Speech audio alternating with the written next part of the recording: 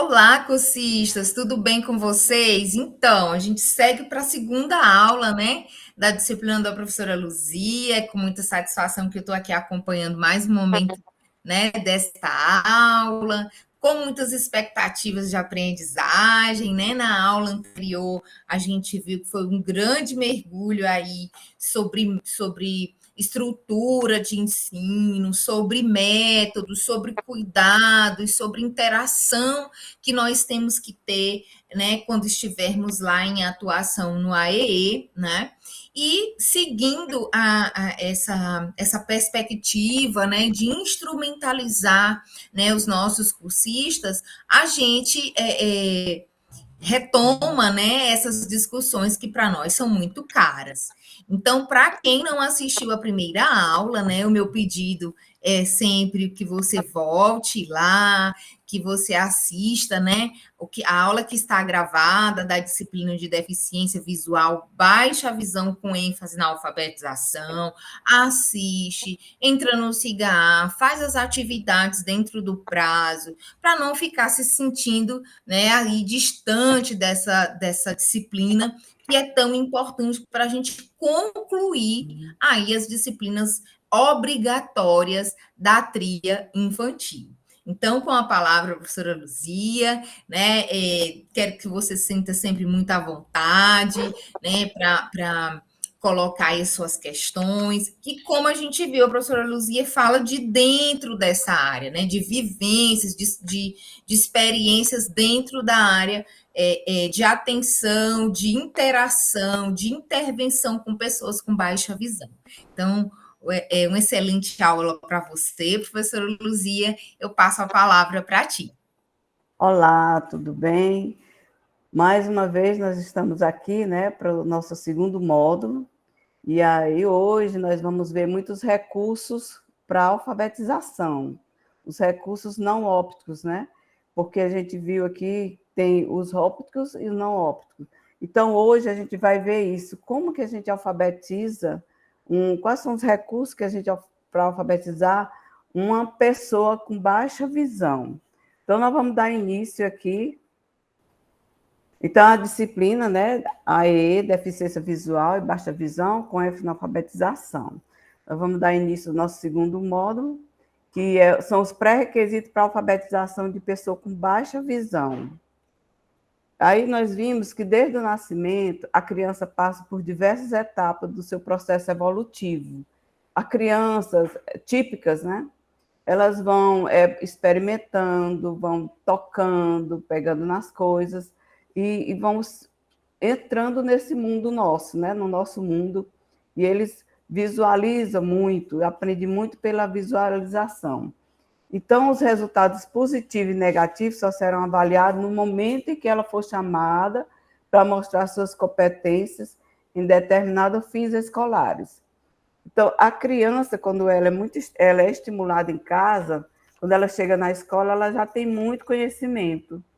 E quando ela não é estimulada, esses conhecimentos têm que ser adquiridos na escola, porque o professor que vai ensinar muitas coisas que deveria ter sido aprendido em casa. E há elementos fundamentais para o crescimento global da criança, né, do mundo infantil. A estimulação de diferentes níveis, né? A criança precisa ser incentivada a perceber, a observar o mundo que a rodeia através das múltiplas possibilidades existentes. Então, é através do toque, do cheiro, do olhar, do sentir mesmo, né? Os movimentos corporais, os sentidos, o contato visual, a ligação afetiva precisa estar na visão da criança e no universo vinculado ao material e psicológico, para que se desenvolva plenamente. Então, a criança ele tem que desenvolver os movimentos corporais. Tem pessoas que deixam a criança experimentar, caminhar, começar a engatinhar, sentar. E aí ele vai engatinhando, vai pegando um objeto e vai experimentando. Já tem outras famílias que têm muito medo da criança se machucar, aí deixa a criança muito tempo no berço, né?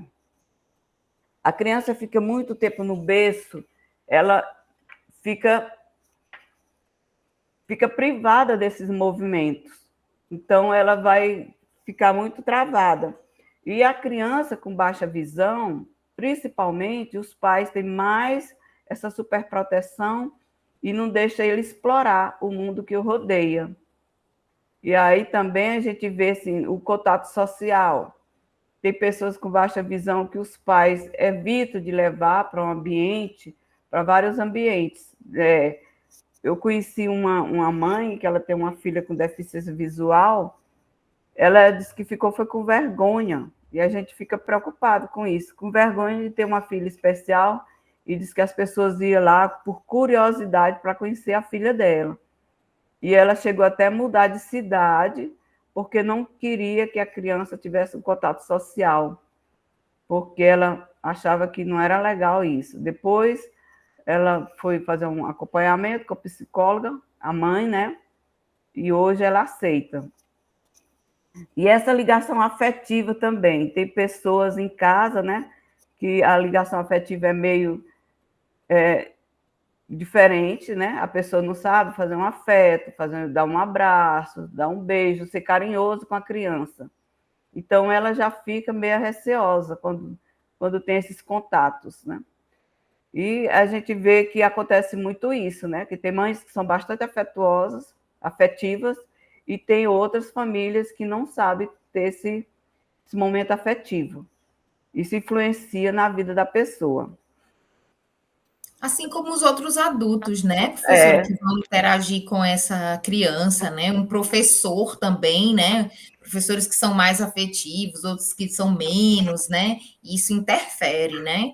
Com certeza, porque para a gente ensinar para uma criança, a gente tem que ter um vínculo afetivo. Primeiro, você tem que fazer um trabalho de conquista com a criança, para ela confiar em você. A partir daí, você vai ensinar para a criança. Se a criança não confia na pessoa, se ela não tem esse vínculo afetivo, se ela não é uma pessoa que tem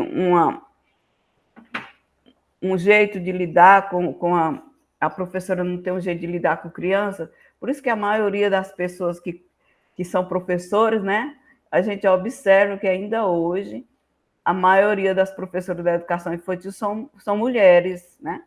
Porque elas têm esse lado maternal. Não que ela vai exercer um papel maternal, né? Mas que elas sabem mais expressar esse modo afetivo delas com as crianças, né? Os estímulos bem dosados e adequados a cada etapa trarão à criança o conhecimento de si próprio e de tudo que a cerca. Estimular é animar, encorajar, entusiasmar, é dar alma a um processo que se inicia. Então, quando você vai estimular, você vai dizer, você consegue, você pode. A criança está aprendendo a engatinhar, você está lá, fica de frente com a criança para que ela vá engatinhar. Isso aí são informações. Por que a professora tem que saber disso? São informações que tem que dar para a mãe, né? E a criança com baixa visão, ela tem essa dificuldade de se locomover. Então, a mãe tem que ensinar que ela tem que caminhar, vai encorajar, vai dizer, você consegue, vamos, eu estou aqui na sua frente, dê mais um passo, vá caminhando. E aí sempre autorizar esse conhecimento. O mais importante é isso, você autorizar. Porque se você disser que a criança não pode, não consegue, ela não vai alcançar esse conhecimento, fica muito difícil. Então, o professor ele tem que autorizar o conhecimento. O conhecimento só vai se dar quando o professor autoriza, porque se não acontecer isso, fica muito difícil. Os volumes de experiências, né? Devemos dar à criança a oportunidade de vivenciar, de participar de formas diferentes, o que envolve o ato de aprender. Aprender, a criança aprende na primeira infância, a gente até falou, né? Ela toca, ela sente a textura, ela sente a temperatura do que ela está tocando, ela sente o cheiro, e ainda tem crianças na fase oral que ela coloca na boca, que a boca é a maior entrada de conhecimento. Então, é por isso que quase toda criança, né, coloca as coisas na boca. É assim, a maioria. Ela coloca tudo que você coloca, entrega para ela, ela coloca na boca, porque a boca é o lugar mais sensível, que tem a temperatura, né? Ela sente nos lábios, a textura e tudo. Aí o volume de experiência vivida determinará o conjunto de conhecimentos adquiridos. Então, essa criança, quando ela chega na escola, você vai ver se ela teve a oportunidade de ter esses conhecimentos, né? Se a família possibilitou esses conhecimentos ou se ela não teve. Se ela não tiver vivenciado isso, aí cabe a nós resgatar, né? Fazer com que ela adquira, mesmo que sendo um pouquinho mais tarde, que vai ser mais difícil, mas ela precisa adquirir isso para poder ela entrar na alfabetização. Aqui nós vemos, né, uma imagem de uma criança que ela está experimentando, tem um desenho, um desenho que é um espiral e ela está tentando copiar o desenho com um cordão, né? Que a gente trabalha muito com isso. A imitação. A criança aprende através de modelos. A imitação é um poderoso instrumento de aquisição do conhecimento e do desenvolvimento integral do ser humano. A gente percebe que antigamente as crianças brincavam muito de casinha, né? Botava lá os brinquedos, arrumava a casinha e ficava, e tinha o papel do pai, tinha a bonequinha que ia ser a mãe, tinha a bonequinha que ia ser a filha. Então, a criança ficava imitando o cotidiano. E, através dessa imitação, desses modelos, elas iam aprendendo. A criança ia nos primeiros dias de escola, quando chegava em casa, ia montar uma escolinha com as bonecas, né? E ficava colocando as bonecas como aluna, uma boneca como professora, ou então a própria criança sendo professora. Então, elas vão imitando, e, através dessa imitação, elas vão aprendendo. A vida toda a criança fica imitando os pais. Se o pai é agressivo, se a mãe é agressiva, a criança ela reflete isso, né? Que a família é um espelho daquilo que a criança vivencia. Ao imitar um som, um comportamento, um hábito, a criança desperta para a realidade multifacetada que tem ao seu redor. Ela observa que é capaz de reproduzir modelos pré-existentes e depois ter condição de recriá-lo. Então, primeiro ela imita aquele modelo, depois ela vai criar a sua própria forma. A criança, ela vê como é que a pessoa descasca uma banana, aí ela vai observar, depois ela pode criar a própria forma dela. A criança vê como é que os pais se comportam à mesa, né? Como é que pega no talher, não precisa você estar toda hora dizendo, pega assim, pega desse jeito. Então, ela vai aprendendo através do hábito, do que ela está vendo. E a criança com baixa visão, ela tem que estar lá junto com os pais, sentado um frente ao outro, para que ela desperte esse conhecimento. E os sons também, né? Porque quando a gente fala, a criança vai ouvir como é que sai aquele som e ela vai reproduzir o som.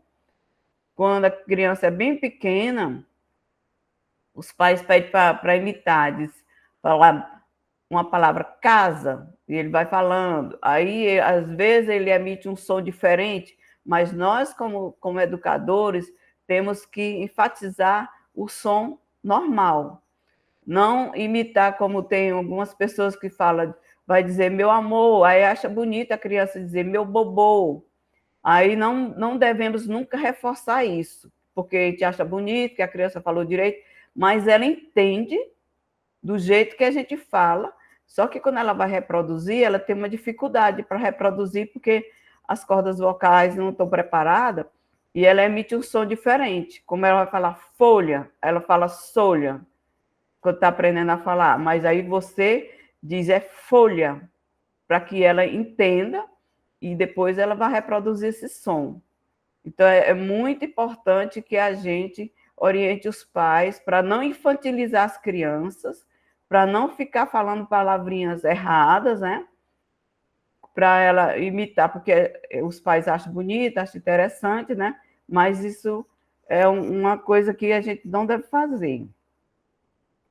Aqui nós vemos uma criança, né, com baixa visão, tocando um objeto que a gente sempre coloca um objeto em contraste, né, cores preto com branco, né, azul escuro com branco, ou vermelho com branco, para que ela visualize.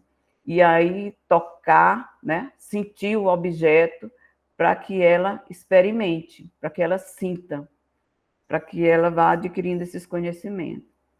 A partir da imitação, a criança vivencia acontecimentos, enfrenta situações, resolve problemas, ganha maturidade. Quando se trata da educação de uma criança com baixa visão, as questões educacionais têm que ser trabalhadas com grande critério e máximo rigor. Então, a imitação, a criança com baixa visão, ela só vai enxergar bem de perto. Então, você tem que ficar, sempre quando você vai entrar em contato com a criança, você vai interagir com a criança de baixa visão, você que tem que ficar bem perto, bem próximo. Aí é aquilo que a gente falou, né? Você tem que analisar para saber a distância que ela percebe, que ela enxerga.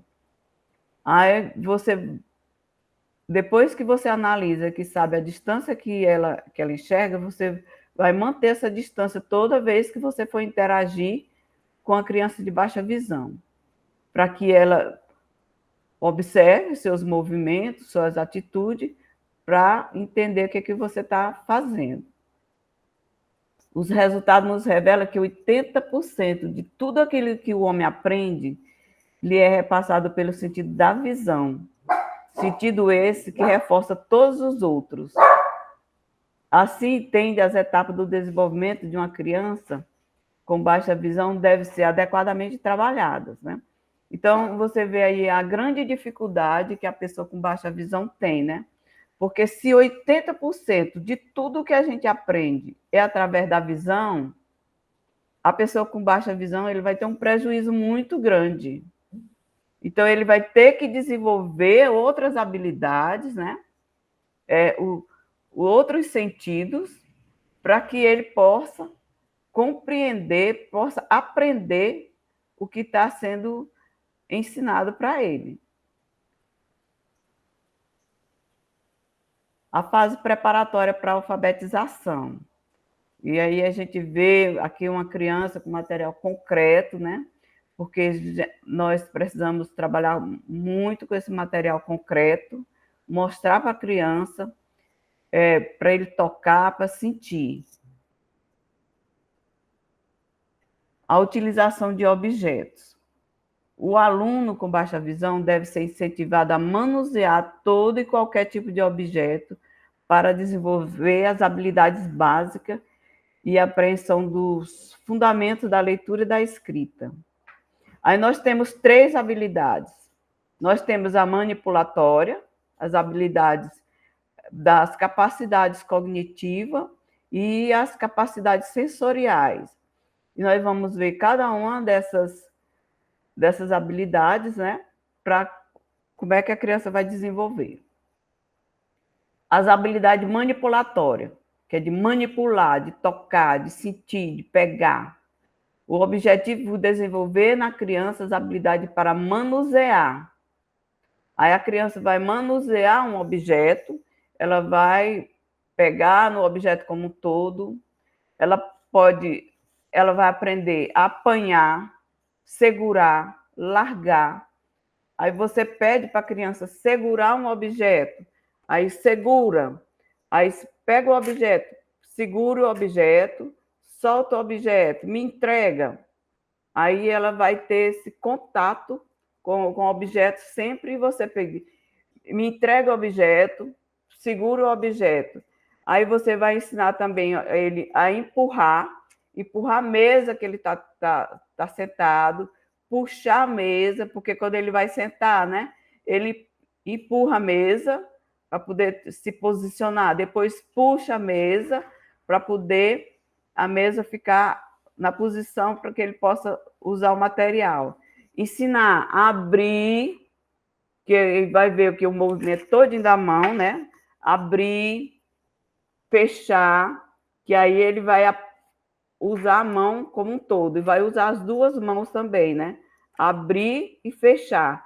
Tem criança que tem muita dificuldade para fazer isso, mesmo já estando maiorzinho, né? De baixa visão. Às vezes tem menino de 8 anos que ainda tem essa dificuldade de abrir e de fechar, de fazer essa rotação.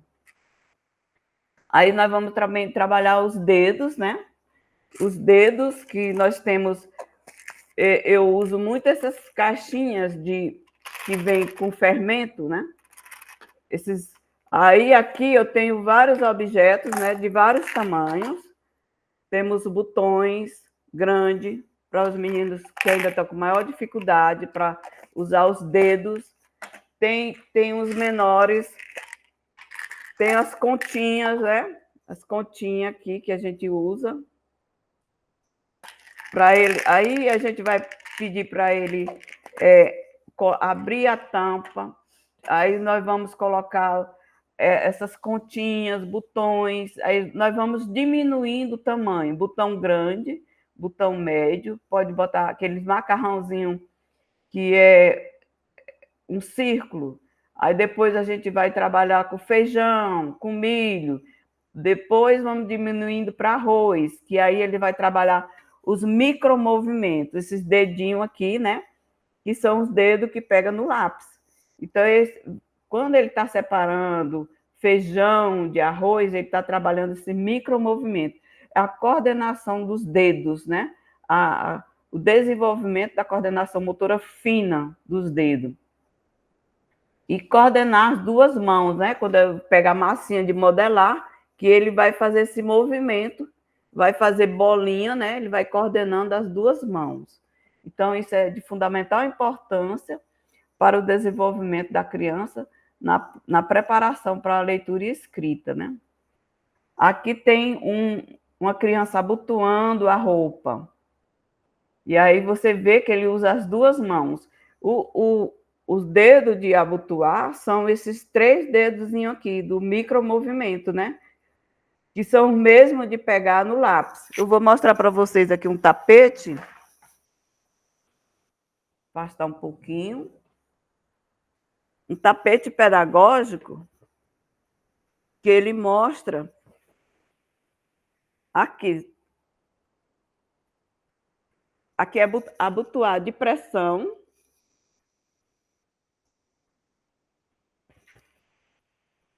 Esse aqui Se você puder manter sempre assim na altura da sua cabeça, isso, que aí a gente consegue ver. Aí é um menino e uma menina, né? Aqui é abotoar com zíper, né? Com zíper, que ele vai usar esses dedinhos aqui, ó, do mesmo dedo que vai pegar no lápis. Aí aqui tem outro, cada um é para abotoar de um jeito, olha. Interessante, professora. A gente não está vendo muito bem o tipo de abotoadura, mas me parece que um é botão, aí o outro é cordão. Outro é cordão.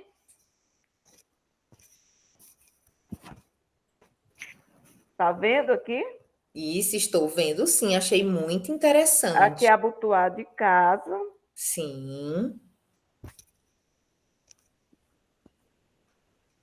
Aqui é para enfiar, né? Que é a coordenação óculo-manual, que ele vai enfiar aqui o cordão, o cadarço, para trabalhar isso. Esse aqui já é o velcro, né? Que as crianças que têm maior dificuldade, Perfeito. a gente vê que as mães estão botando muito sapatinho com velcro, né? E aí eles vão aprendendo, né?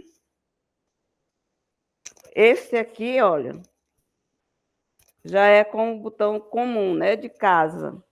Que versátil, tudo no mesmo tapete, né? Tudo no mesmo tapete. Aí tem o de pressão, né? Olha só. Que ele vai ter que ter força para abrir, aí a gente vai trabalhar a pressão, né? A força que ele tem no dedinho, porque tem criança que é hipotônico, né? Quando ele é hipotônico, ele vai escrever bem apagado. Ele não tem força para pegar no lápis. Então, esse abotoar de pressão, ele vai ter que botar força, aí vai fortalecer o tônus muscular para poder ele ter força na hora de escrever com um lápis, né? Tem criança que eu trabalhei que ele nunca conseguiu fortalecer o tônus muscular e ele não conseguia botar força, eu passei a botar para ele escrever com a caneta, porque a gente não enxergava o que ele estava fazendo, o que ele estava escrevendo. Então, tudo isso a gente vai treinando, né? O desenvolvimento das habilidades manipulatórias tem a ampla, né? Que é aquela que ele faz com as duas mãos, usa a mão toda, né? Que é rasgar papel, que é fazer, amassar, né? Trabalhar com massa de modelar. E a gente pode trabalhar também com argila. A argila é um material excelente para trabalhar com a criança, principalmente aquelas crianças que têm a agitação motora, que são inquietas. Como a argila é fria e é macia, ela tem uma habilidade de tranquilizar a pessoa. A criança que está trabalhando com a argila, ela fica mais calma, fica mais centrada. E aí a gente trabalha a coordenação motora ampla dela, né? Para ela manipular aquela argila. Aí nós começamos primeiro para ela fazer cobrinha, fazer bolinhas. Aí coloca para sentir o cheiro, para sentir a textura, para sentir a temperatura. E tudo isso ele vai desenvolvendo. A criança com baixa visão, ela precisa muito mais disso do que as outras crianças. Toda criança precisa de fazer esse trabalho, mas a de baixa visão a gente intensifica essas atividades para que ela tenha a possibilidade de ter esse conhecimento. E aqui a habilidade da coordenação motora fina. Usa-se apenas a ponta dos dedos, né? Que a gente já falou aqui, que eu trabalho com sementes, trabalho com grãos, trabalho com continhas, né, pequenas. Eles vão desenvolvendo. Não sei se dá para vocês verem aqui até o pequenininho. Aí depois vai para as miçangas, que são o tamanho das letrinhas em braille. E aí a gente vai trabalhando para ele ter esse desenvolvimento da coordenação motora fina, desses micromovimentos, né? Da pontinha do dedo, para ele sentir. Ele vai sentindo essa textura, vai sentindo e vai pegando para poder depois ele pegar no lápis e, se ele não tiver condição de escrever, a baixa visão dele for bem comprometida, para depois iniciar o braille. Aí nós vemos aqui algumas crianças fazendo atividades, né? Mesmo a criança que tem baixa visão, a gente sempre fala, elas têm que participar das atividades escolares, das atividades lúdicas, das atividades da educação física, né? Eles vão experimentando, eles vão aprendendo o ritmo, e aí ensinar para as outras crianças que tem que ajudar, né? Não que a gente vá botar a responsabilidade para um coleguinha para ele assumir, mas ele sempre tem um par que é parceiro, que gosta de ajudar, que gosta de estar ali perto do coleguinha para incentivar. Então, isso aí é muito bom para o desenvolvimento da criança. Aqui a gente vê, né, a criança enfiando o cordão no botão. E aí nós temos aqui, olha, aqui também para enfiar aqui o cordão, né? É um cadarço. Aqui a gente vai trabalhar as formas geométricas, vai trabalhar o óculo manual, trabalhando a coordenação motora fina e trabalha também as cores, né? Então, isso aqui, esse alinhavo, que a gente vê que é uma coisa antiga, né? Mas que até hoje é usado, né?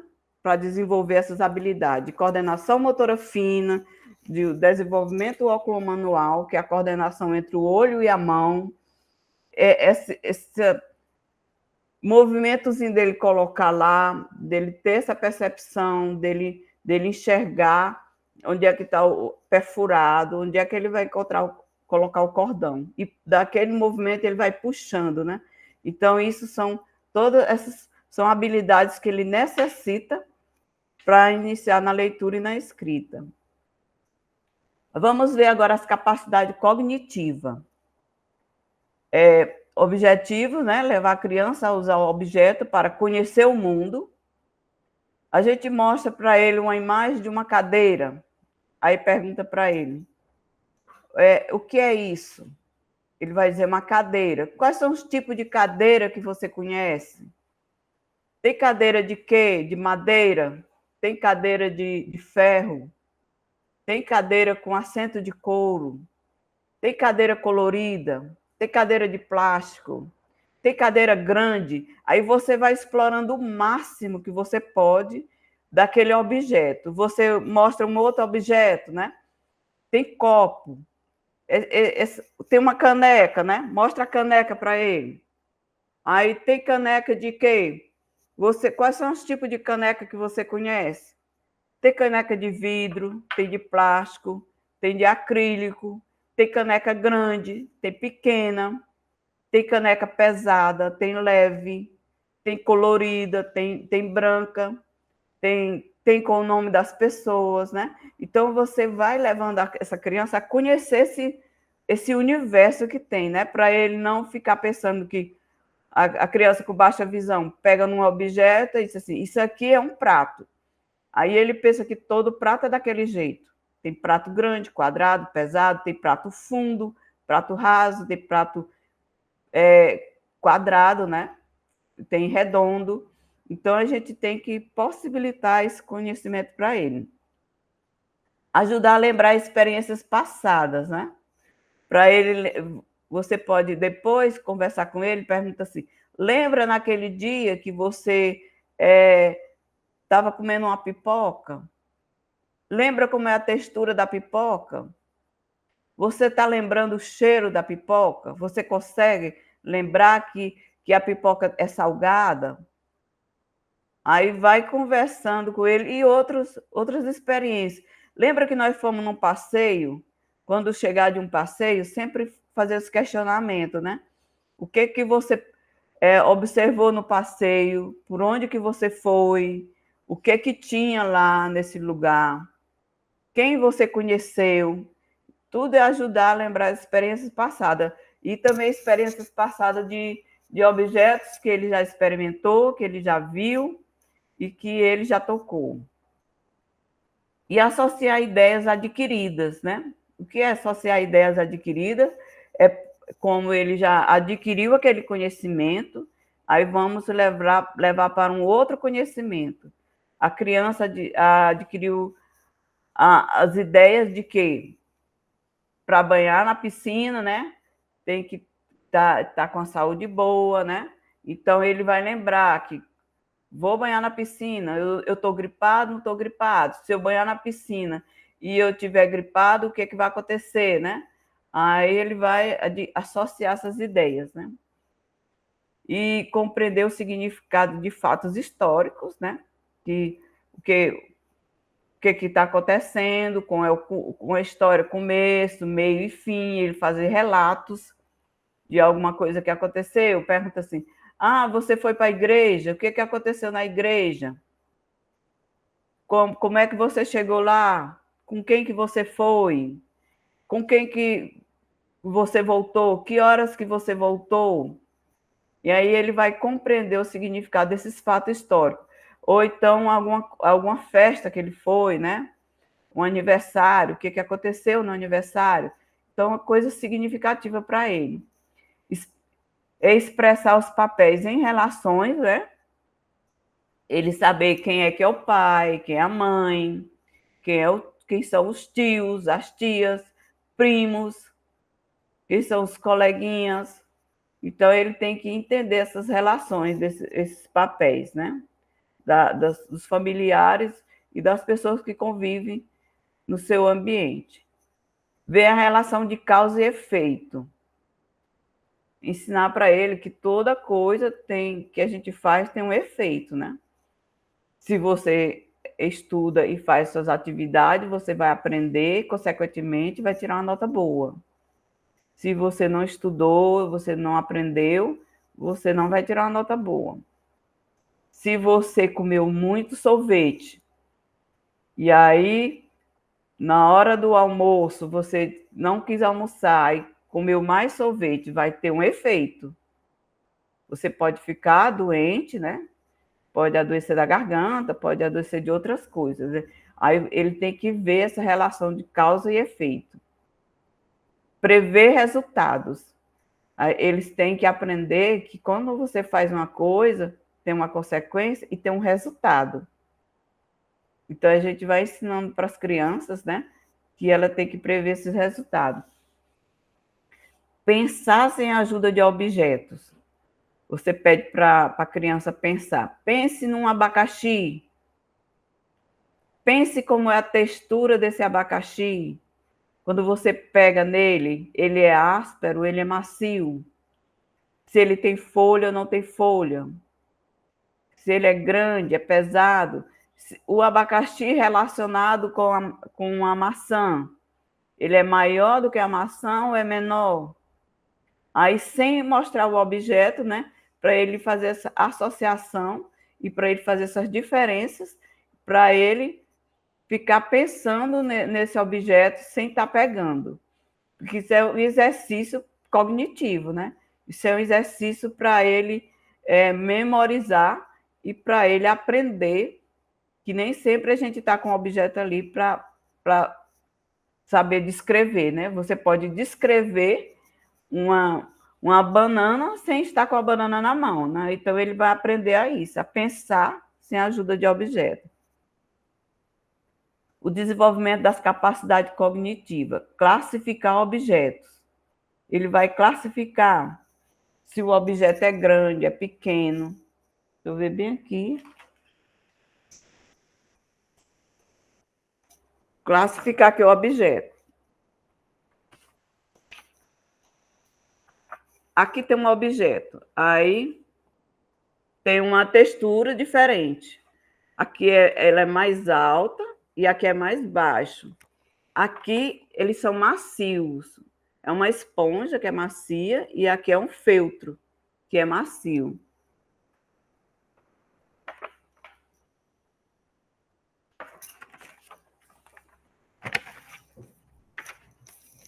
Aqui já tem ó, a lixa, que é áspera. Tem uma esponja que é áspera. Tá o som ruim. Em pé a gente consegue ver melhor. Certo. Isso. Aqui tem Até as cores a gente vê direitinho, que são diferentes. um EVA em glitter, que é áspero também, né? Uhum. Que é a textura, né? A gente observa que é áspero. Aqui nós temos os círculos, que aqui é macio, aqui é áspero, aqui é liso, que é plastificado, e aqui lixa, que é áspero. São diferentes texturas. Aqui a gente vai trabalhar da grandeza, né? Que o comprimento é comprido e curto. E aqui tudo para tocar, para sentir. Aqui também largo e estreito.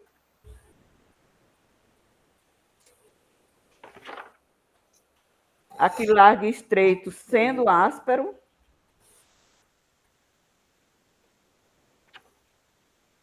Aqui nós temos formas diferentes, círculo, quadrado, estrela, retângulo. Aqui texturas diferentes, né? E formas diferentes. Aqui é do sanfonadozinho maior e aqui menor. Aqui também são formas diferentes e macio.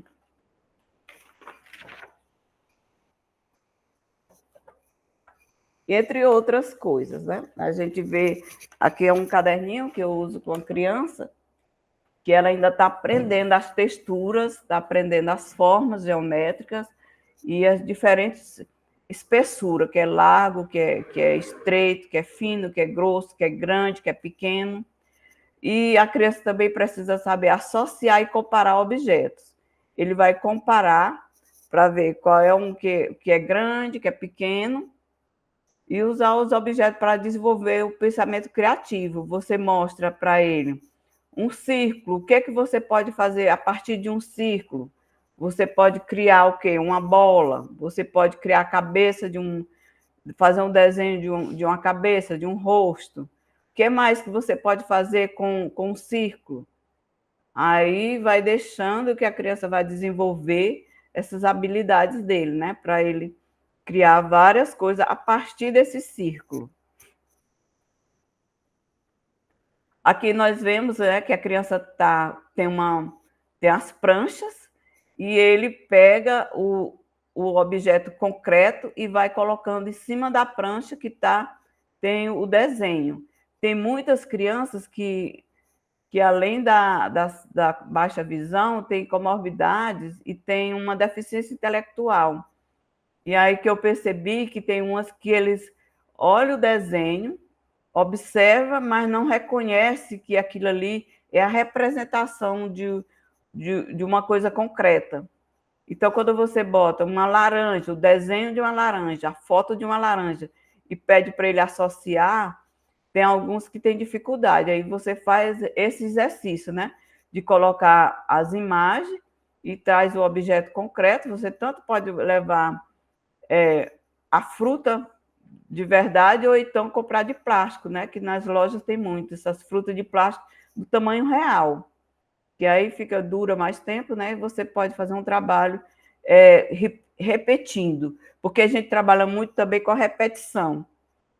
Como eles têm essa visão baixa, eles esquecem mais fácil do que quando a pessoa que tem a visão normal, né? Que ela vê e depois visualiza em outro local, e a criança não, não vai visualizar em outros ambientes. Então, a gente leva esses objetos para ele fazer essa associação. A capacidade sensoriais, o tato e a audição. Objetivo: levar a criança a classificar os objetos através do tato, pegando o que é grande, o que é pequeno, o que é leve, o que é pesado, discriminar as partes do objeto. Quando ele vai pegar no objeto, ele vai dizer: aqui é a colher, aqui é o cabo da colher, aqui é a concha. Aí ele vai discriminando as partes desse objeto. Ele pega um carrinho, aí ele fala aqui os pneus do carro, a porta do carro, aí vai discriminando essas partes do objeto. Identificar ou reconhecer objetos pelo som que produzem, né? Então, se tem o barulho de um celular, todo menino conhece, né? Mas aí tem o barulho de um ventilador ligado, o barulho do ar-condicionado, o barulho da campainha, o barulho o som que faz para tocar a troca de professores, né? Aí o som dos pássaros. Então a gente vai ensinando ele a reconhecer esses sons, né? Que são produzidos na natureza ou produzidos artificialmente. A gente tem possibilidade hoje a gente vê que tem na internet, né? Muitos sons de floresta, sons de parque que tem animais, sons que tem no zoológico, e a gente pode colocar esses sons para que eles identifiquem os sons de cada animal, né? Trabalhar as vogais, trabalhando com as vogais, a gente tem que apresentar os objetos, né? Quando você vai trabalhar a letra A, você leva um apito, leva uma acerola, leva uma ameixa, aí leva vários objetos que inicia com a letra A. Aí no outro dia você vai trabalhar com a letra E, aí você leva uma escadinha de brincadeira, uma escova, um esquilo, aí vai levando sempre objetos concretos, né? Eu tenho minha caixinha aqui dos objetos que eu trabalho, né? Então, a gente tem sempre que levar objetos concretos para que ele faça essa associação com a letra I, com a letra O, com o U, né? E aí a gente vai sempre levando o material concreto. As bases essenciais para a escrita de criança com baixa visão. O aluno deverá adquirir mobilidade adequada nos movimentos que ampliam as ações. É tampar e destampar, que nós mostramos aqui, né?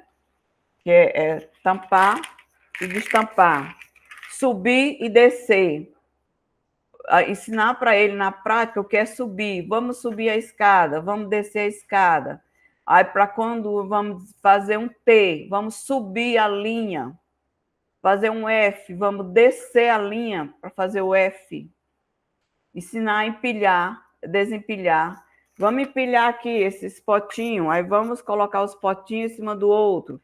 Isso aqui vai trabalhar o freio inibitório, vai trabalhar a coordenação motora, vai trabalhar o grau de fadigabilidade. Tem menino que tem fadiga, né? Não consegue fazer por muito tempo uma coisa. Então, quando você vai empilhar aqui, ó, trabalhar o equilíbrio da mãozinha dele.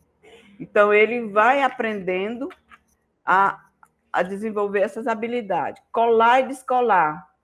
Nós temos muito objeto com velcro que o menino tem que colar e descolar.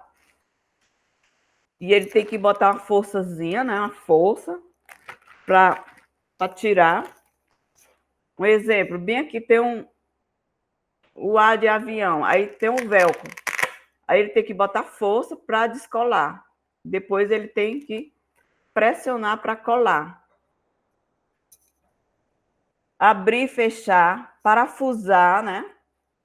O alinhavo que a gente mostrou aqui. Esse alinhavo aqui que é muito importante. Alinhavar aqui. Trabalhar o óculo manual.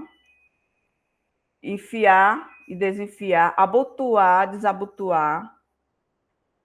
Montar e desmontar. Que a criança vai montar um quebra-cabeça, depois vai desmontar, vai guardar, né? Aí nós temos quebra-cabeças aqui de imagem letra inicial.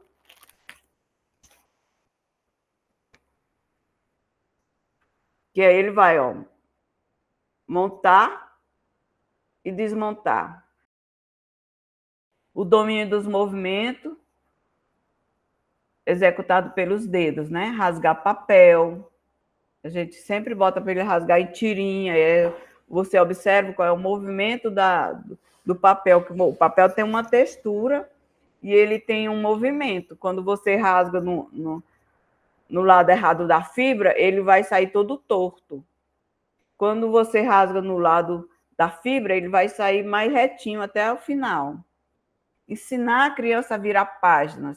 Tem professores que ficam virando a página para a criança, que ela não aprendeu, mas aí a gente tem que ensinar, né? Como é que vira a página, para poder ele aprender a fazer esse movimento de virar a página. Recolher com a ponta dos dedos grãos, palitos, folhas de papel, entre outros, né? Então, os palitos, palito de picolé, que é uma coisa bem acessível, a gente coloca e pede para ele tirar os palitos, colocar dentro de uma latinha, vai tirando o palito, depois pede para ele contar.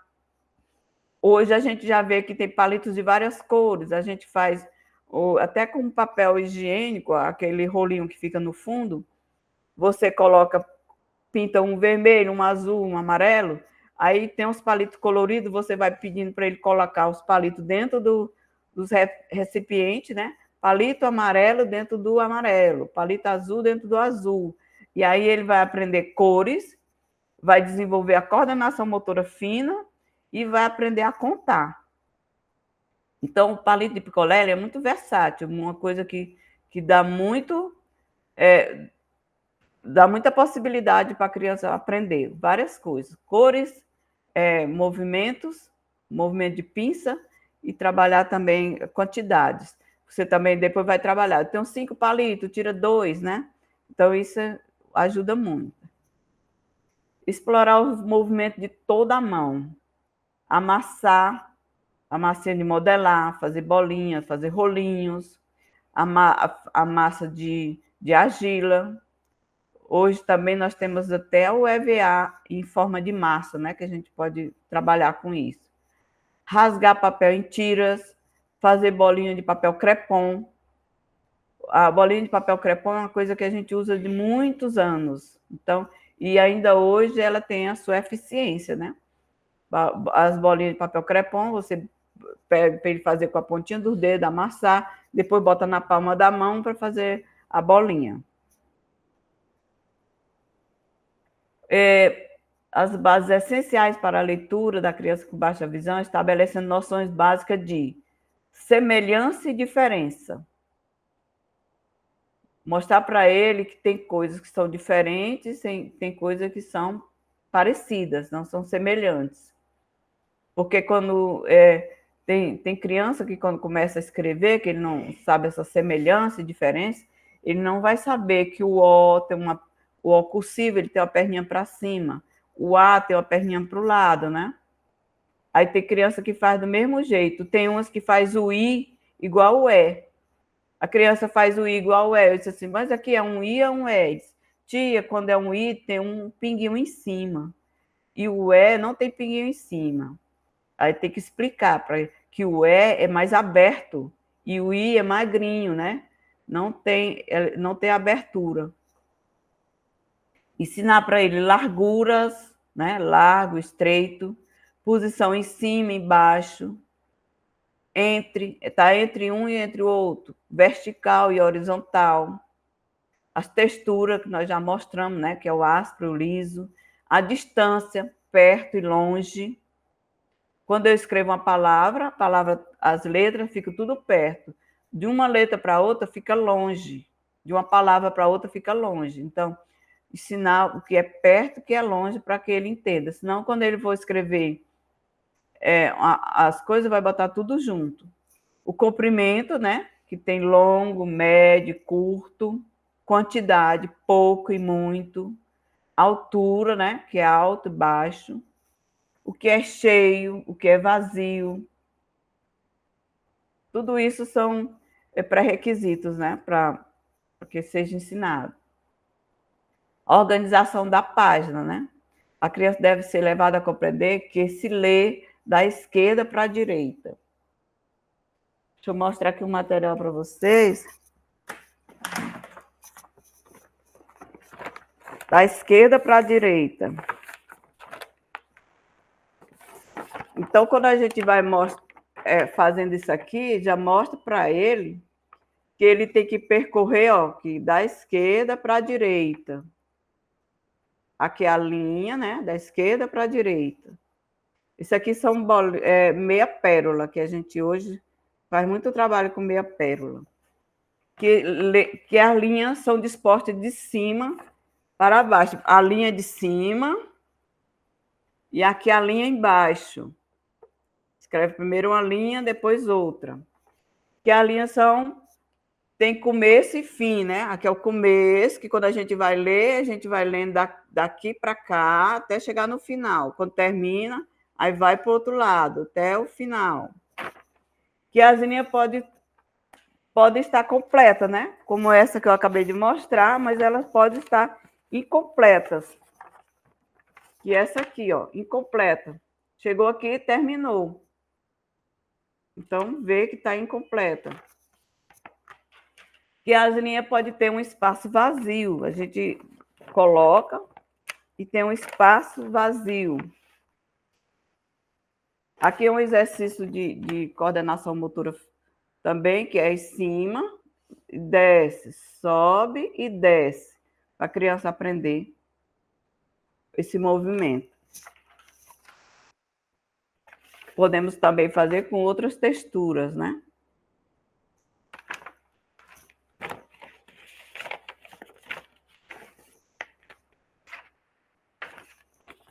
Esse bem aqui é só perfurado com a punção, que é para ele ver, desce e sobe, desce e sobe.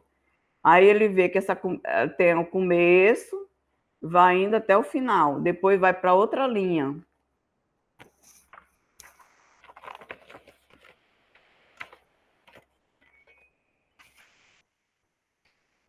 Aqui feito com linha de crochê, para a criança fazer o desenho dentro, o rabisco. Criança que tem baixa visão, né? Ele não consegue escrever dentro do limite, então eu faço assim para ele escrever no limite. Quando ele vai vai parando, né? Ele vê que tem uma barreira. Aqui também para escrever dentro do limite. Faz o quadrado com o palitinho de picolé. Ou você pode cortar papelão para ele escrever.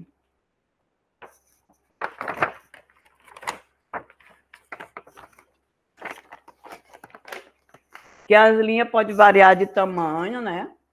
Tem linha grande, tem pequena.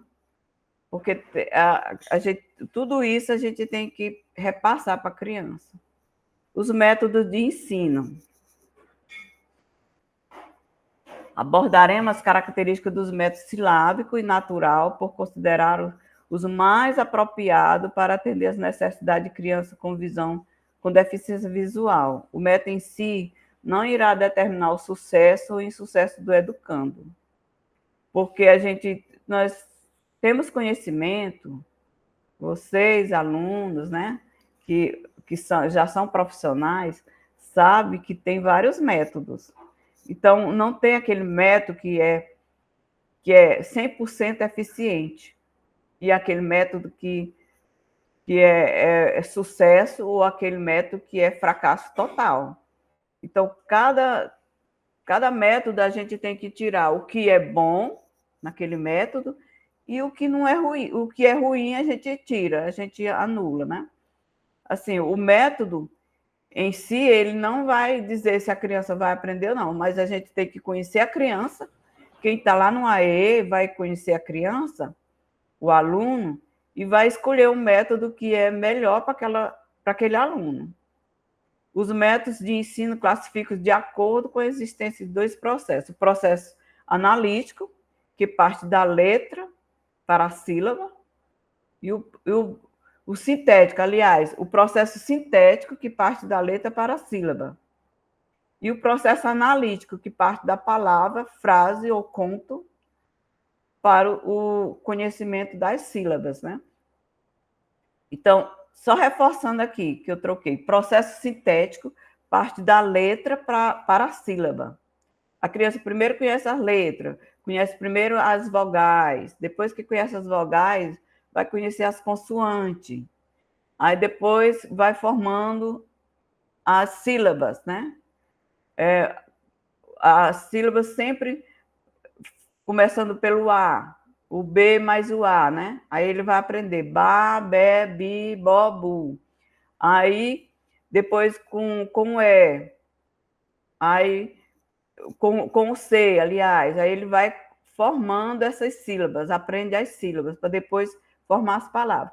Já no processo analítico, parte da palavra, frase ou conto para o reconhecimento das sílabas. Então, ele vai conhecer a palavra bola. Depois que ele conhecer a palavra bola, é que ele vai saber que na bola tem duas sílabas. E que dessas sílabas tem as consoantes, as letras, né? Que são as vogais e as consoantes. Primeiro ele conhece a palavra. Depois é que ele vai partir para outras partes. Ou então ele vai começar com frases ou com contos, né? E aí com a frase, a bola é da menina. Aí ele vai começar no processo analítico com a frase, depois você pede para ele pintar a palavra bola, destacar a palavra bola, e aí ele vai trabalhando. No processo sintético, nesses grupos, estão os métodos que levam os alunos a combinar elementos isolados da língua, que são os sons, as letras e sílabas. Depois, palavras e frases, tendo como base o processo mental da síntese. Aí nós temos, dentro desse processo sintético, temos o método do processo que é alfabético, o fônico e o silábico. Esses métodos dão destaque ao ensino da parte ou elementos para a palavra. Processo analítico, ele acredita que a criança percebe primeiro o contexto, para depois buscar entender a palavra, sílabas e sons. Ou seja, nesse método, a criança deve compreender o significado do contexto em que está inserida. Aí tem o método, nesse método processo analítico, tem a palavração, que você mostra a palavra para a criança, e aí vai depois tem a sentenciação e o método histórico, que é o método global. Deixa eu mostrar aqui a palavra ação.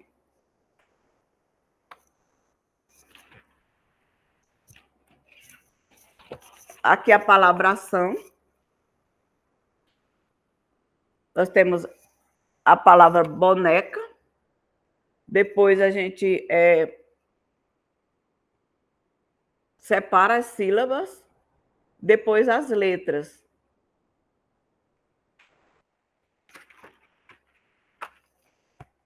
Aqui tem o gato, tem a imagem do gato, ele vai associar a imagem, aí a palavra, as sílabas e depois as letras, né?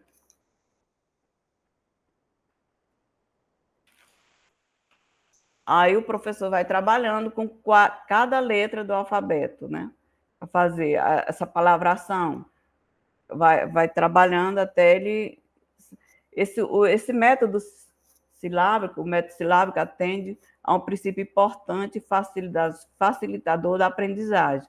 Quando falamos, pronunciamos sílabas e não letras ou sons separados, e opera com um fragmento que pode ser reconhecido sem preocupação sobre sua relação direta com o som da fala. Então, ele não vai se preocupar com o som de cada letra, mas pronunciando as palavras. O processo didático, as vogais são apresentadas isoladamente e depois combinando entre si, formando os encontros vocálicos ai, ei, oi, au, uau, uai. E aí nós temos aqui também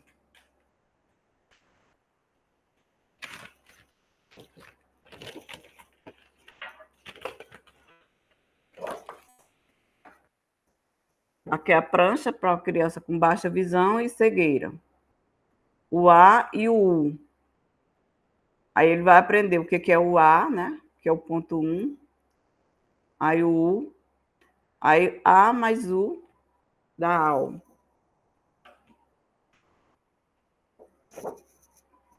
Aqui o E, né? Aí ele aprende primeiro as vogais e suas combinações.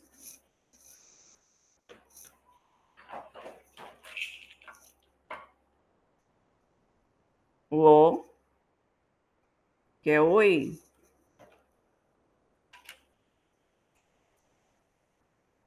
O E e o U.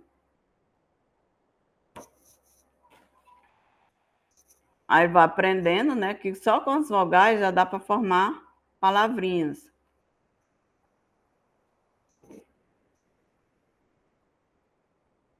Esse aqui tudo com textura, viu? E tamanho bem grande para pessoa que tem baixa visão, para ele visualizar, que é bem grande esse tamanho dessas letras. Aí ele depois vão fazendo agrupamento, né? O ritmo vai depender da evolução do aluno, que a gente sempre fala, cada criança tem seu ritmo e seu momento. Tem uns que aprende rapidinho, tem outros que vai demorar mais, tem uns que você ensina hoje e quando chega na quinta-feira, que passa 2 dias, 3 dias, ele não lembra mais. Aí você tem que revisar e só pode passar para frente depois que ele adquiriu esse conhecimento. Porque senão vai ficar ensinando. Quer dizer, a gente só ensina quando a pessoa aprende. Se ele não aprendeu, é porque você não ensinou ainda da forma que ele deve aprender. Então, você tem que ir dentro do ritmo do aluno. Dá-se muito destaque à pronúncia em voz alta das sílabas isoladas na ordem natural, do A, E, I, O, U. Exemplo, ba, be, bi, bo, bu. E aí a gente vai pronunciando para que ele entenda como é que faz o B com A, né? Ba, be, bi.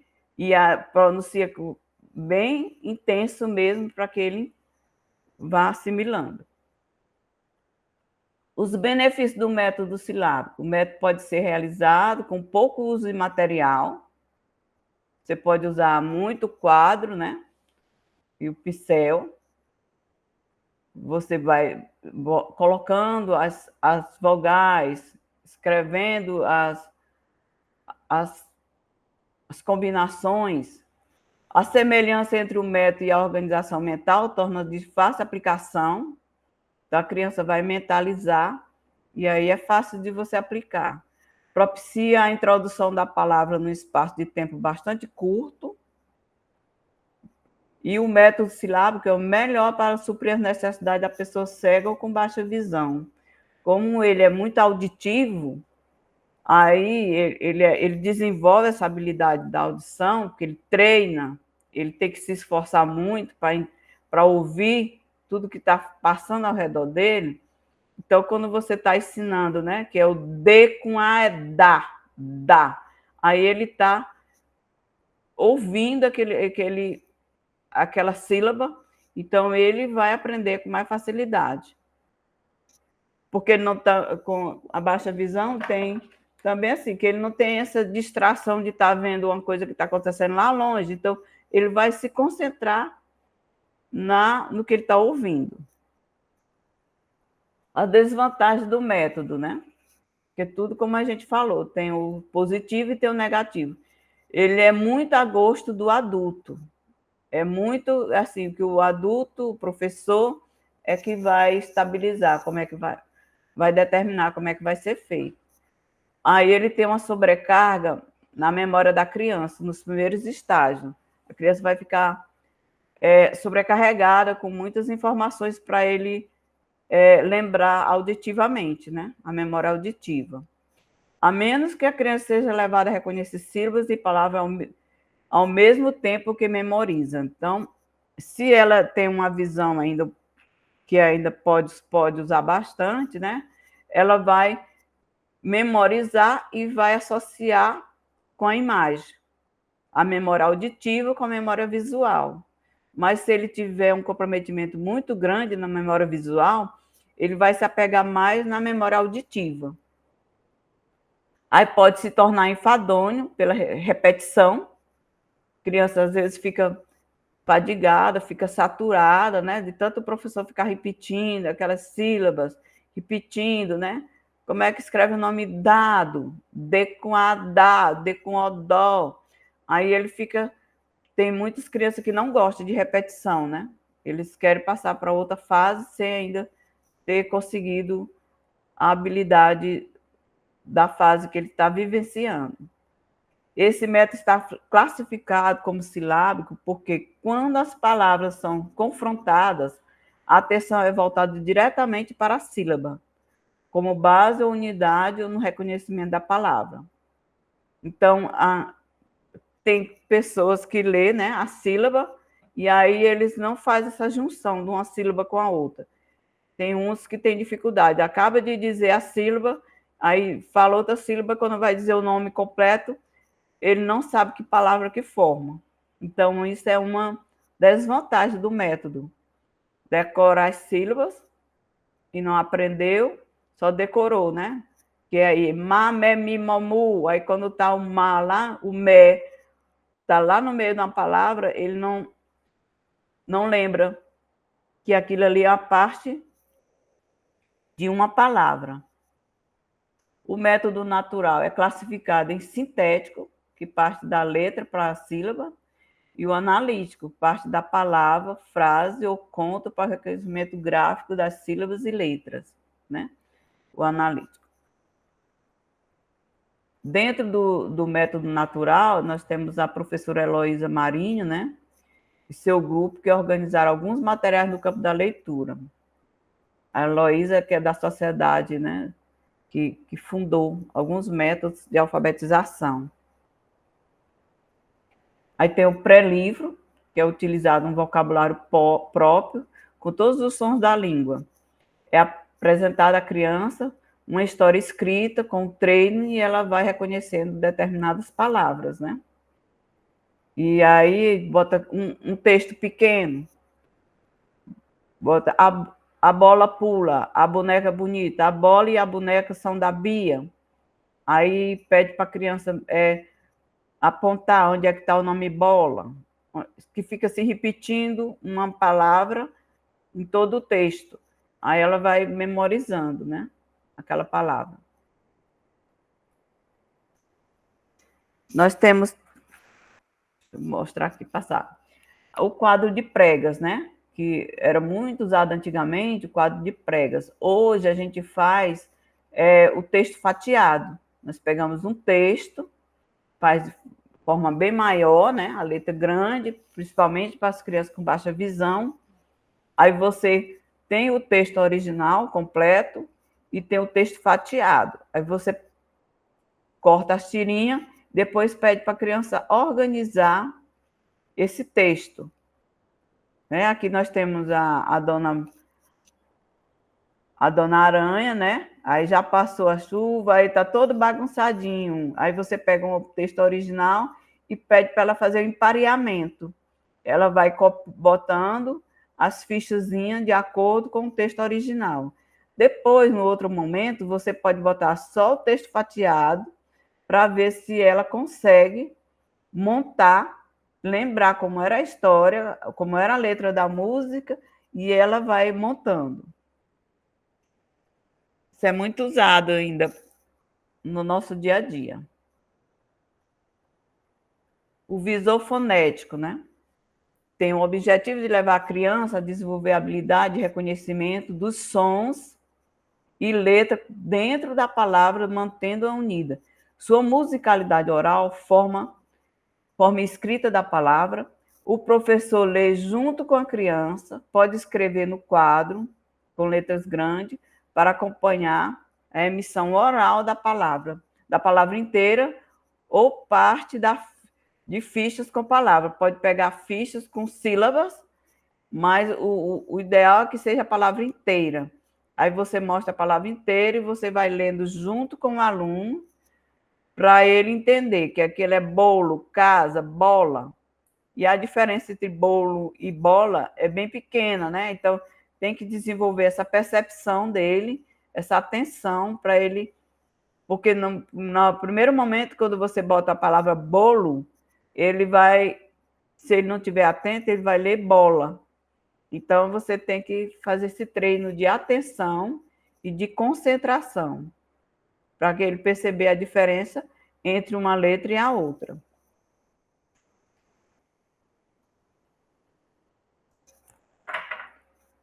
Nós podemos fazer fichas assim, ó, com a imagem e as palavras.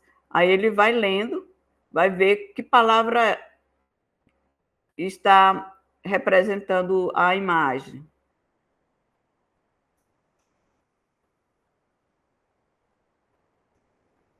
Aí ele vai apontar qual é o nome da imagem. Opa, tá de cabeça para baixo. Qual é o nome da imagem, né?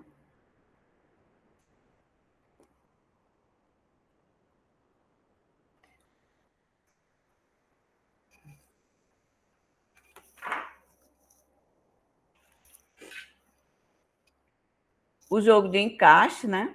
Que a gente vai encaixar, contém cartões com desenhos e palavras.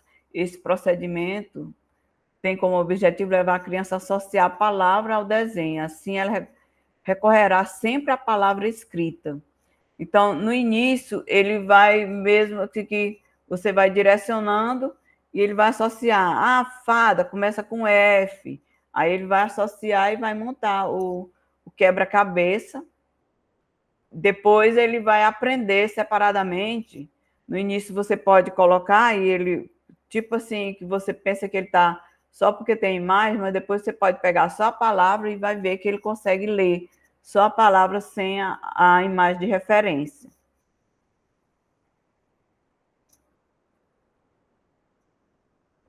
O bloquinho mágico, né, é usado quando a criança já tem segurança de reconhecer a relação fonema-grafema. Consiste em um cartão com palavras escritas. A criança recebe as palavras, as sílabas, e vai formar as palavras que contém no cartão. o professor ou professora deve fazer um bingo sorteando as sílabas para o aluno montar as palavras. Então, o professor vai fazer o seguinte, ele faz várias sílabas e depois vamos formar a palavra. Ele vai selecionando os cartõezinhos com as sílabas para ir formando essas palavras.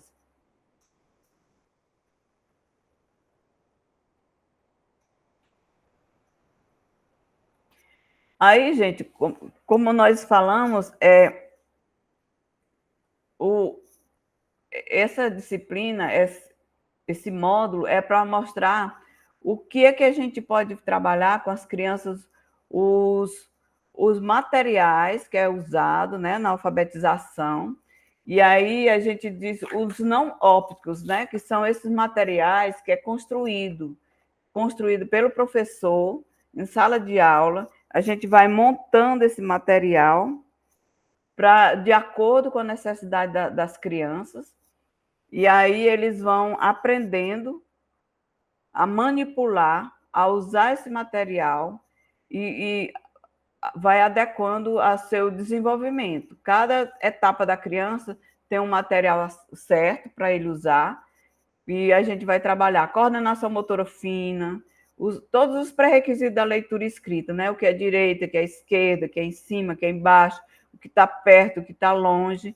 E aí esses métodos de ensino, que já é do conhecimento de vocês, é só para ver como é que a gente vai usar com a criança de baixa visão esses métodos. E você vai selecionar o método que é adequado para a criança. Como é no AE, e aí esse método ele você vai ver qual é o apropriado para a criança, qual é o melhor para ele, e também você pode pegar o que é bom de um método e o que é bom de outro, para poder fazer um trabalho eficaz, né? E vocês vão construir um material, né, na aula, como avaliação, construir um material, pode ser um material de sucata, ou outro material que vocês achem mais adequado para construir um material para trabalhar na alfabetização de crianças. Ok? Eita, professora, desafio, né? Eu gostei muito da gente pensar que esses métodos são métodos que estão disponíveis para qualquer processo de alfabetização que a gente venha vivenciar, né, lá no contexto da sala de recurso multifuncional, né?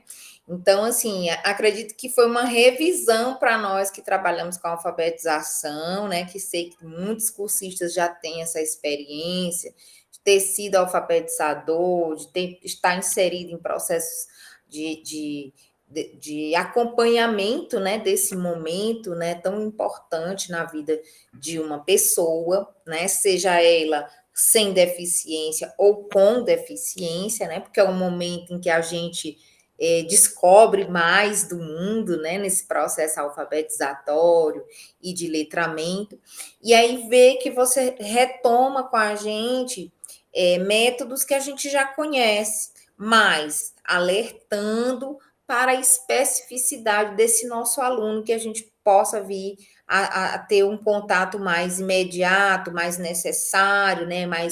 Mais de acompanhamento, que é o caso do aluno com baixa visão.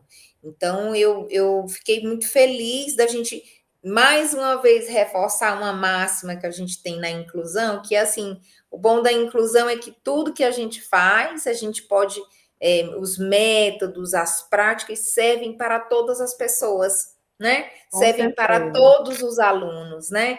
Então, um aluno que tenha uma dificuldade maior de concentração, é um aluno que às vezes eu preciso fazer uma mescla de métodos. Um aluno que tem uma deficiência intelectual, também preciso pensar, né, em métodos que se adequem. Então, foi muito interessante você retomar isso e mais uma vez, né, pensar que esse professor ele tem que ter esse recurso pronto, esse recurso pensado, planejado para o seu aluno, porque senão ele não vai ter uma adesão nesse processo, né? E mais uma vez lhe elogiar que eita material bonito. Obrigada. Nós temos aqui, deixa eu mostrar aqui um recurso que eu fiz aqui, é a Fábrica dos Contos, né? Eita. Porque a criança. Deixa eu mostrar aqui. A Fábrica dos Estamos Contos. vendo. Isso. É, Em ai. cima é a fábrica. Eu vi que tem um velcrozinho. É um velcro com É um, algumas frases. tem bolso, aí Bolso. tem aqui, ó, tem personagens, Perfeito. tem local, deixa eu ver aqui, Lugar. Isso. lugar, aí tem Característica. característica, Ação e objeto. objeto. A criança, ela vai tirar, que eu colo na parede, né? Perfeito. Aí cada saquinho desse ele vai tirar aqui, ó. Aí tem Perfeito. A aqui personagem é a personagem. princesa. Isso. Aí ele vai construindo Que uma interessante. história conforme o que ele vai tirando, né? Tirou aqui, a princesa está onde? Aí aqui, ó, no dentista. A princesa está no Isso. dentista, né? Isso.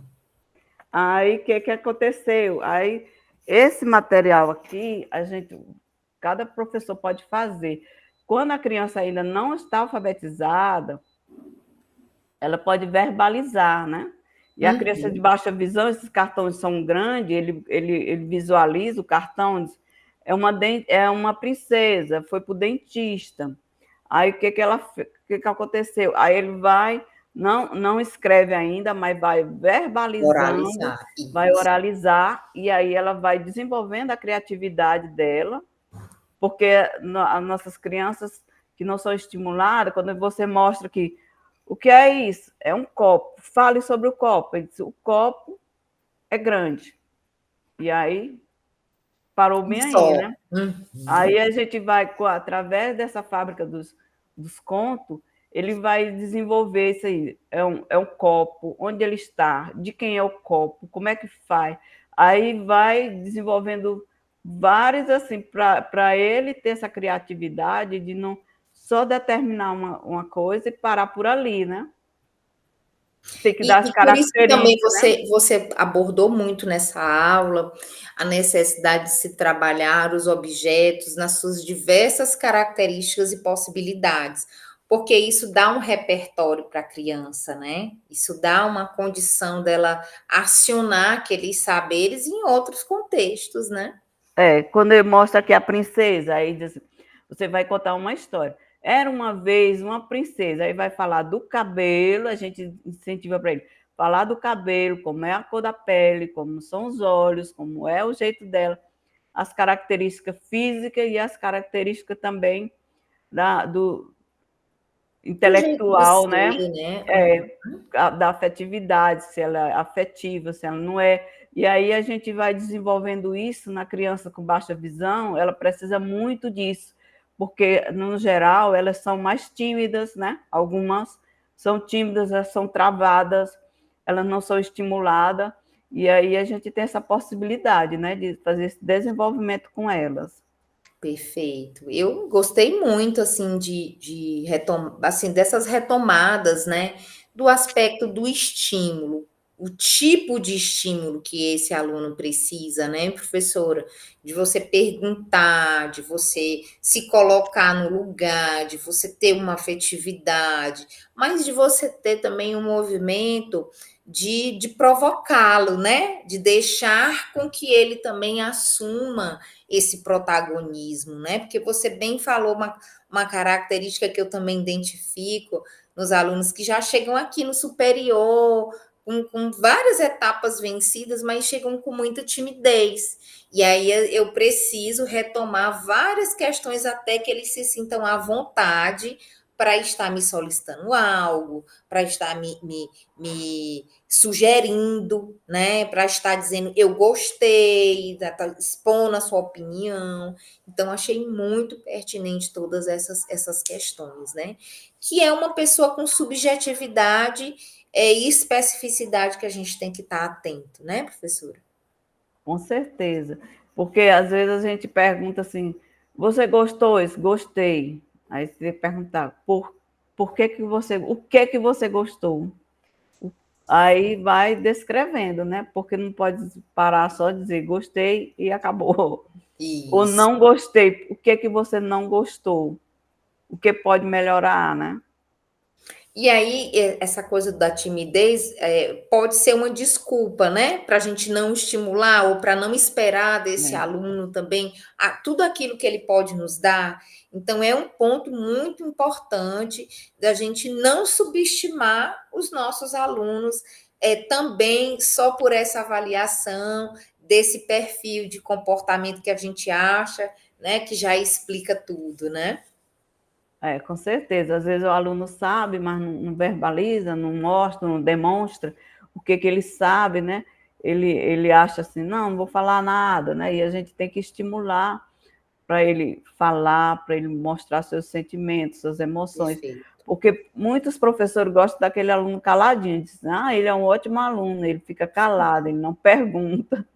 Mas o ideal é que o aluno pergunte, que tire Isso mesmo. dúvidas, que ele disse, olha, eu não estou entendendo. E aí ele tire as dúvidas dele para poder ele crescer, né? E a gente Verdade. vai crescendo junto com esse aluno. Eu costumo fazer assim, professora, eu sou professora de psicologia, né, no ensino superior.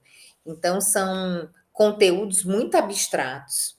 Então, quando eu estou ministrando a minha aula, seja para um aluno surdo, seja um aluno baixa visão, seja um aluno com deficiência intelectual, que ele não me pergunta nada sobre a minha aula, aí eu digo, pois agora chegou a minha vez. Aí eu pergunto para ele de pontos que eu acho que são de difícil compreensão, né? Para que ele me diga se ele entendeu o que ele entendeu. Então, a gente também não pode condicionar apenas ao aluno, né, nos dizer daquilo que ele entendeu. A gente também tem que levar essa indagação com a gente. Será que a minha aula foi suficiente? Será que a forma como eu dispus esses recursos conseguiram, né, me dar esse alcance de objetivo? A gente tem que desconfiar da aula que a gente dá, né? E isso Com certeza. é bom, né? Isso é saudável. A gente saber que a gente não tem a melhor aula sempre, que a gente não tem sempre o acerto, que às vezes até na escolha de uma atividade a gente errou, né? A gente poderia ter abordado de uma outra forma e até ser sincero, olha, planejei dessa maneira, mas agora sinto falta da gente fazer essa tentativa aqui. Então, ensinar é isso também, ensinar é aprender, né? Com Hoje eu certeza. aprendi muito, fiquei muito feliz, assim, de pensar outras relações, né? E aí, relações de ideias, de comportamentos que eu devo ter com meus alunos lá com baixa visão, que já estão grandes, mas que têm, né, esse histórico, né, de não ditos, de não expressão, né, de não espaço para se colocar, como a gente tem discutido aqui no finalzinho da aula, né? Com certeza, porque nós já mudamos muito, né? Que antes era só o professor que sabia tudo, que direcionava tudo, e os alunos eram só ouvintes, né? Ficava só ouvindo lá, não tinha esse direito de questionar, de perguntar.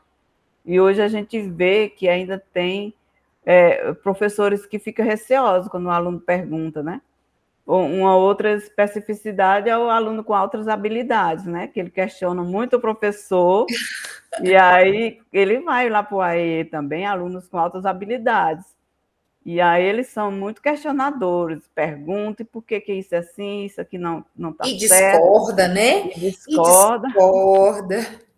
Os alunos com TOD, né, que às vezes tira o professor do sério, e aí tem muito professor que está lá no AEE, atendendo um menino com um transtorno opositor, e ele diz, esse menino chegou aqui hoje para me tirar do sério, mas você que é o adulto na situação, né, Perfeito. tem que ter equilíbrio, né, e nunca, jamais perder aquela serenidade Perfeito. não pode se zangar com o aluno, né? Que tem aluno que às vezes eles E também de tá, entender esses momentos, né, professor? Que às vezes é, já não é um dia bom para aquele aluno, não quer dizer que amanhã vai ser da mesma forma, assim como a gente também, né? Nem sempre a gente está no nosso melhor dia, seja como professor que está lá na sala de recursos, seja como gestor. Então, acho também muito importante você retomar essa questão da importância da gente saber filtrar essas emoções, né? A gente saber se colocar nas situações, a gente vê o limite ali naquela relação. Será que está na hora de silenciar e encerrar aquele atendimento por hoje, né? Conversar com a família para saber se aconteceu alguma coisa de diferente naquela rotina, seja de alimentação, seja de dormir mais ou menos, né?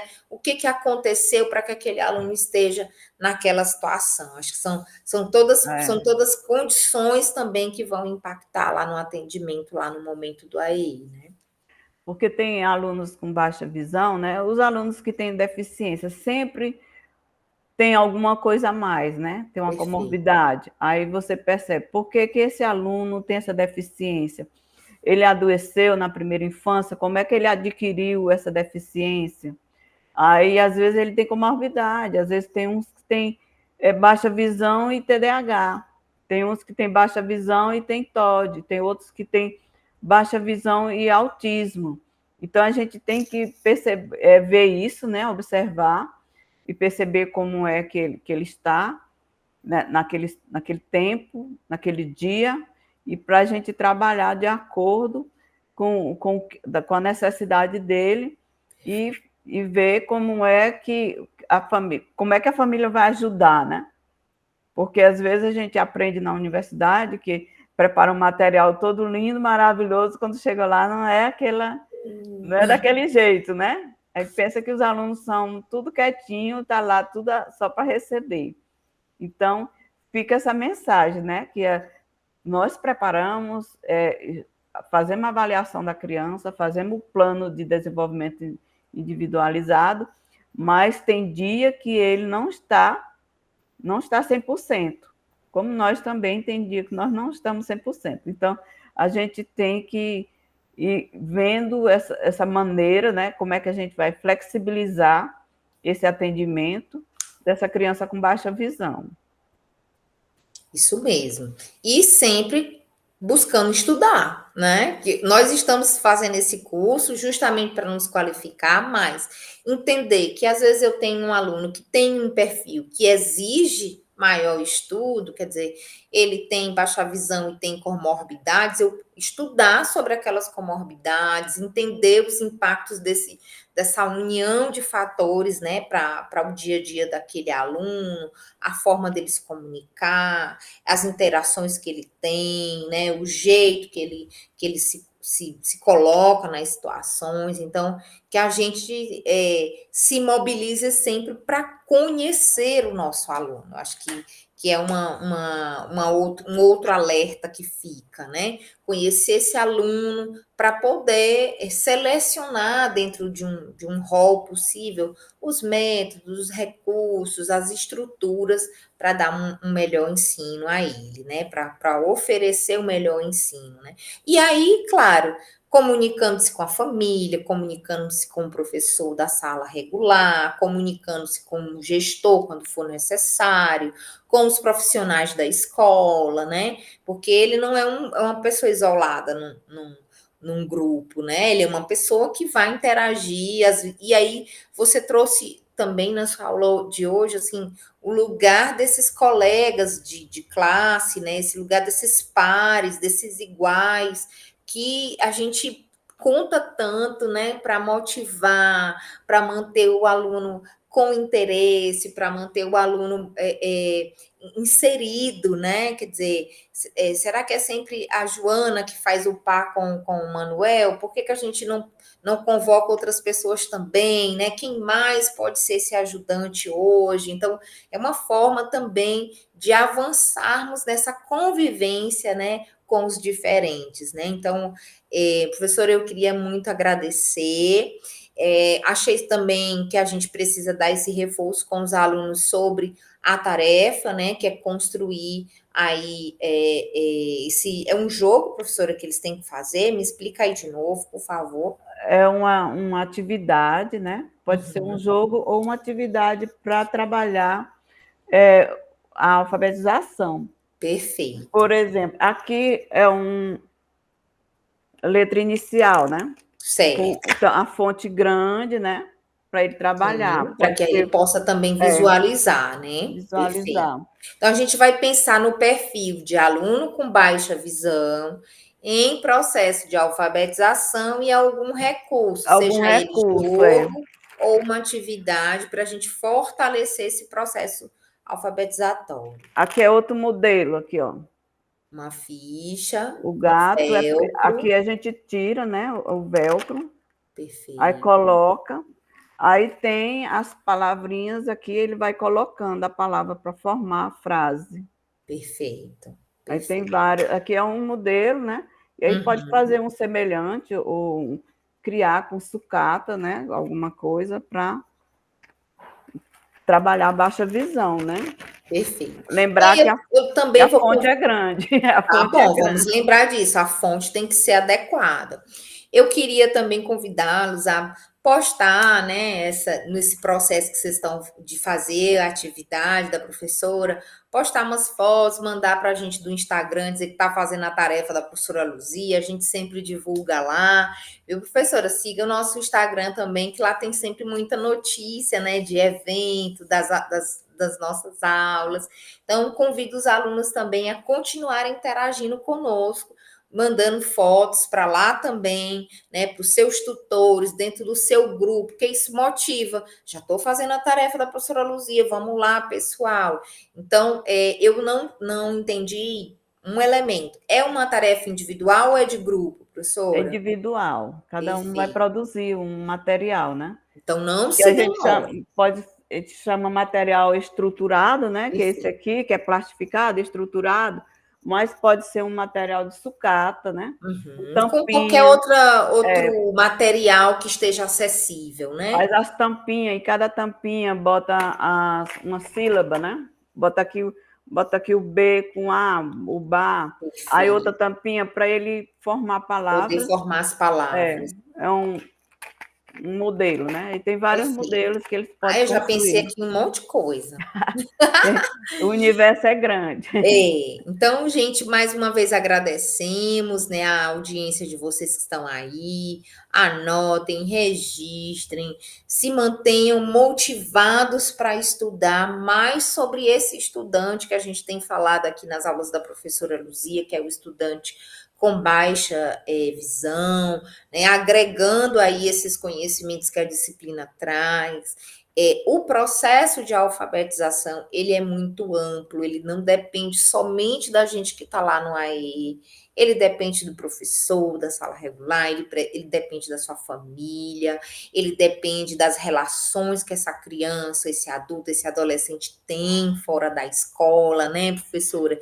Então, a gente faz um movimento aqui de trazer numa didática, né? O que minimamente a gente pensa para esse processo, mas a gente sabe que o estímulo, o incentivo, né, o olhar sem preconceitos, né, tudo isso vai fazer um grande diferencial no processo, né? Então, eu me despeço e deixo aqui a palavra para a professora para ela se despedir, e aí aguardem aí as próximas aulas. Ok? Então a gente tem que ver assim, que nós temos sempre que focar nas potencialidades do aluno, porque todo aluno tem um potencial. Ele tem alguma coisa que desperta a atenção dele, que ele tem prazer em fazer. Aí você vai descobrir qual é o potencial dele, qual é o foco dele, o que, que ele gosta. Ah, ele gosta de futebol, vamos fazer atividades voltadas para o futebol. Ah, ele gosta de um filme, vamos focar naquele filme. E aí a gente vai trabalhar dentro daquilo que traz o incentivo para que ele se desenvolva plenamente. Eu agradeço mais uma vez e na próxima nós estamos aguardando ainda, né? Na próxima, com certeza, vai ter a última aula que vai encerrar essa disciplina. Eu aguardo vocês. Então já vamos preparando aí também para a gente para a organização da avaliação, que é uma atividade mais complexa, não percam prazo, né? Eu aproveito aqui para fazer uma explicação, né? Nós fazemos essa avaliação, professora, pelo sistema, né? SIGA, e é um sistema que ultimamente tem estado sobrecarregado, então nós não temos como ficar modificando a aula, ficar pedindo a modificação de prazo, ampliando o prazo. Então, nós temos debatido isso com os tutores, debatido isso com os coordenadores, que toda vez que nós pedimos para aumentar o prazo, para alterar o prazo, a gente pode desconfigurar os dados relacionados ao nosso curso. Então, se organize, nós já estamos aqui finalizando a parte das disciplinas obrigatórias, né? E vai dar tudo certo. Então, um grande abraço, um tchau, tchau aí para vocês e até a Tchau. próxima. Até. Obrigada.